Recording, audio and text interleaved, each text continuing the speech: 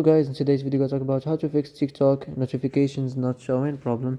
So the answer is easy. Just go to the settings and then scroll down to the apps section and then go to the search and search TikTok and then go to the storage, and here you will find this clear cache option. Click on it. Now you can go check it if it works. If it didn't, you can try to restart your phone or turn the iPlan mode or the Bluetooth mode or the Wi-Fi. You can turn it off and on. Also you can try to clear data, but be careful. If you clear data, all the TikTok's data will be deleted. This includes all files, the settings, the accounts, the databases, etc. So be careful if you wanna clear your data.